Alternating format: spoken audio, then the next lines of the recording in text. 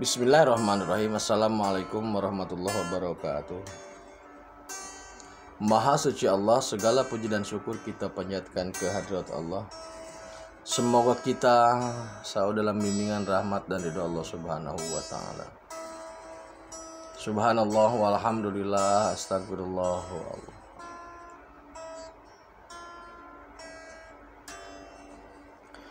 Baik, kembali saya dari tim Rajali Nusantara. Kita sedang membahas terkait dengan perubahan di dimensi teologis, metafisika maupun di dimensi fisik.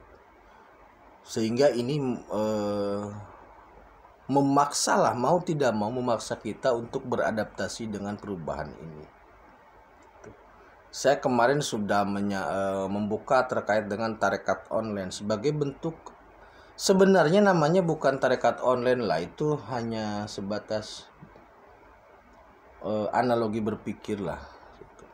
Nah, perubahan-perubahan yang terjadi di dimensi spirit, kemudian geser ke metafisika dan kemudian geser ke fisik, itu keniscayaan gitu loh, karena untuk penyesuaian. Nah, kemudian sekali lagi saya bahas begini. Salah satu contoh yang real adalah zaman dahulu ketika teknologi belum berkembang seperti saat ini, banyak orang yang berusaha mendekatkan diri dengan Allah dengan cara riyadhah, bertapa, bersemedi, dengan berbagai cara lah gitu, untuk bisa mendekatkan diri dengan Gusti, dengan Tuhannya. Nah, ketika mendekatkan diri dengan cara itu, maka ada yang dikorbankan gitu, waktu. Nah, dengan situasi saat ini, dengan situasi kondisi saat ini, setiap orang memiliki karya. Ada yang menjadi pengusaha, ada yang menjadi karyawan, ada yang menjadi pedagang, ada yang menjadi polisi, tentara, dan sebagainya. Jika setiap malam harus beriyadhah, apakah itu tidak mengganggu karyanya dia? Jadi pertanyaan besarnya adalah, apakah Gusti lebih suka orang yang beriyadhah tapi rusak dalam karya, atau lebih suka orang berkarya dengan tauhid yang baik gitu.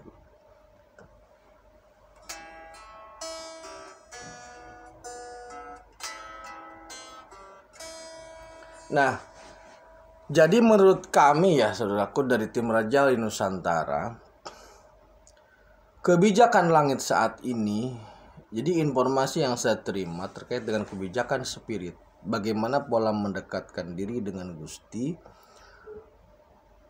saat ini kebijakannya lebih pada karya. Jadi maksudnya tauhid sebagai hal yang pokok, kemudian ibadah sebagai bentuk kepatuhan kepada Allah. Nah, karya sebagai bentuk manifestasi atau sebagai bentuk manifestasi dari eksistensi kita, itu juga harus dimaksimalkan, tentu dengan internalisasi tauhid dan refleksi dari ibadah yang kita lakukan. Artinya apa? Kegiatan atau karya seseorang itu dibimbing oleh tauhid yang tepat, maksudnya oleh tauhid yang kuat, yang lurus, merefleksikan dia sholatnya dia, merefleksikan puasanya dia, merefleksikan hajinya dia, sehingga karya atau kegiatan atau pekerjaan yang seseorang lakukan itu bisa menjadi manfaat untuk dirinya, manfaat untuk orang lain, dan bernilai di hadapan Allah gitu. Jadi pola pergeseran ini yang saya maksud. Maka ketika dia seorang dokter umpamanya, fokus kepada aktivitas kedokterannya, gitu saja. Bekerjalah dengan pengabdian lillahi ta'ala dalam aspek tauhid.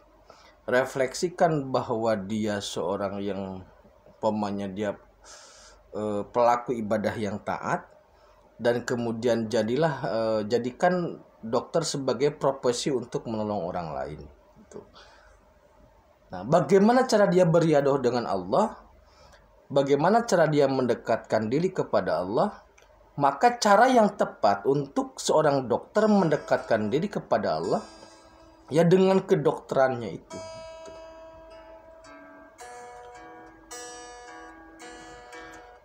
Jadi jalan untuk bisa liko dengan Gusti, untuk bisa dekat dengan Allah, itu tidak hanya di masjid, intinya begitu. Tidak, maksudnya tidak hanya dengan cara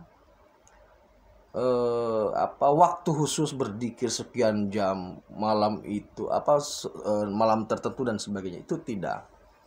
Tetapi saat ini yang saya tahu informasinya itu, kita bisa mendekatkan diri kepada Allah melewati segala hal yang kita miliki. Bisa dengan lewat seni, bisa lewat pekerjaan. Jadi kalau dia seorang polisi, dia bisa mendekatkan diri kepada Allah melalui jalur polisi, melalui polisinya, melalui kegiatan atau karya sebagai polisi.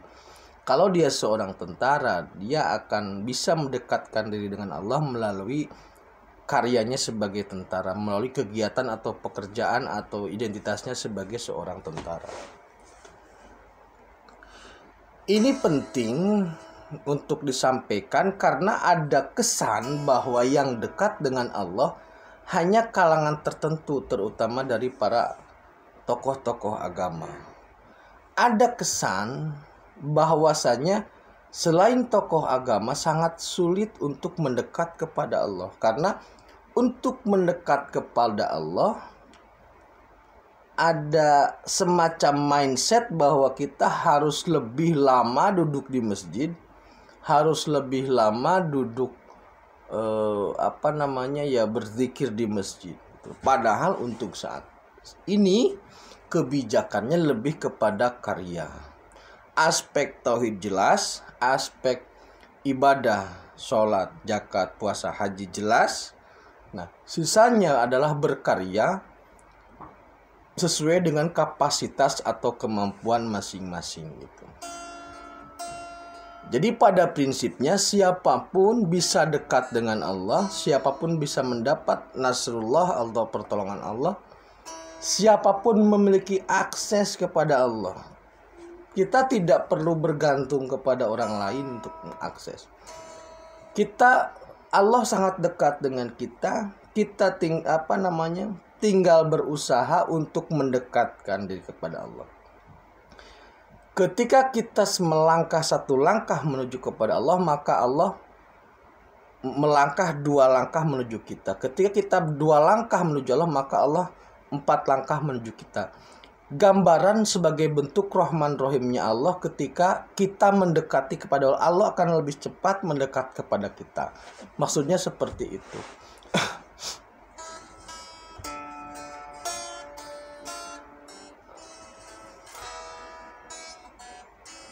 Jadi kemudian pada saatnya nanti kebahagiaan itu kebahagiaan yang sempurna itu akan bisa dirasakan oleh setiap orang dalam kapasitasnya masing-masing. Artinya dimensi dimensi akhirat atau alam akhirat atau surga atau neraka itu bukan lagi dominan pihak-pihak tertentu. Jadi setiap orang memiliki determinasi untuk bisa menjangkau ke sana gitu. Karena Allah bisa maksudnya cara mendekatkan diri kepada Allah bisa lewat pintu mana saja. Bisa lewat pintu musik, bisa lewat pintu tari, bisa lewat pintu zikir, bisa lewat pintu dokter, bisa lewat pintu TNI dan sebagainya. Allah membuka semua akses pada manusia untuk mendekatkan diri kepada Allah dari semua lini.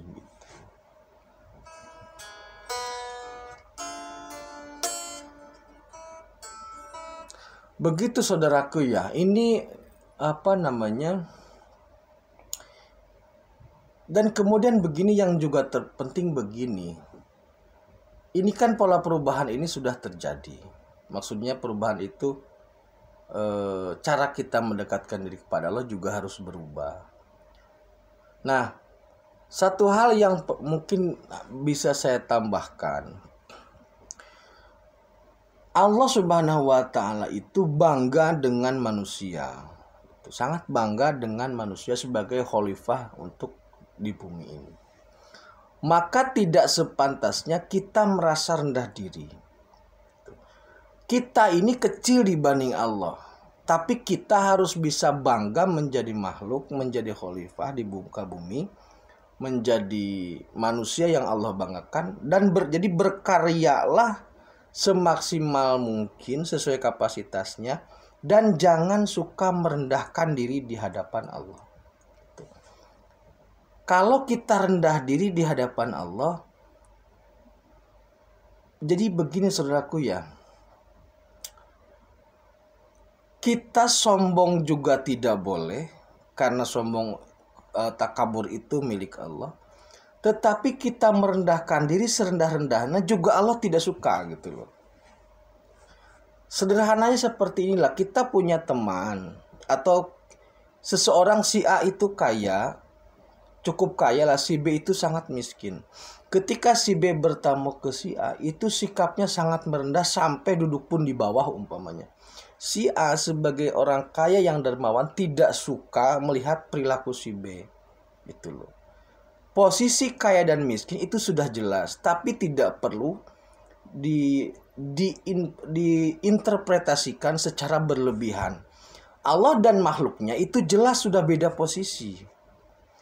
Allah butuh makhluk untuk memperlihatkan keagungannya, makhluk butuh Allah karena untuk eksistensi. Gitu loh.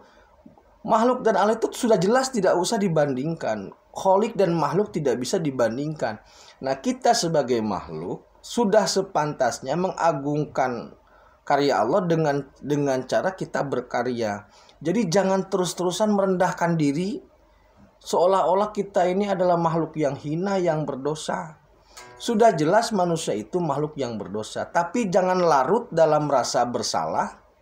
Jangan larut dalam rasa yang tidak pantas untuk mendekat kepada Allah. Kalau memang kita salah, perbaiki. Minta maaf, beristighfar, perbaiki. Tapi jangan larut dalam perasaan bersalah. Segera perbaiki, segera dekatkan diri kembali kepada Allah. Jadi buatlah Allah bangga. Buatlah Allah bangga terhadap kita dengan apa yang kita lakukan. Jangan larut dalam perasaan bersalah. Jangan larut dalam perasaan hina. Jangan larut dalam perasaan fakir. Karena itu berpengaruh terhadap psikis gitu. Jadi Allah dan kholik dan makhluk sudah jelas perbedaannya. Tidak perlu dibanding-bandingkan lagi. Tugas kita adalah membuat kholik, membuat Allah bangga terhadap apa yang kita lakukan. Jangan merendahkan diri karena Allah juga membanggakan kita. Jangan menghinakan diri karena Allah memuliakan kita. Gitu. Jadi buatlah kita mulia dengan perilaku, buatlah kita dibanggakan juga dengan perilaku yang baik maksudnya. Demikian saudaraku terkait dengan perubahan-perubahan yang terjadi. Jadi di spirit ada banyak perubahan, di metafisik juga banyak perubahan. Maka dalam praktek hidup kita pun ada banyak perubahan. Jadi kita tidak bisa menggunakan pola lama, kita akan sulit menggunakan rumus lama, teori lama, pola lama untuk diklopkan dengan situasi yang baru. Terima kasih, tetap tingkatkan iman dan amal soleh. Akhirul kalam. Assalamualaikum warahmatullahi wabarakatuh.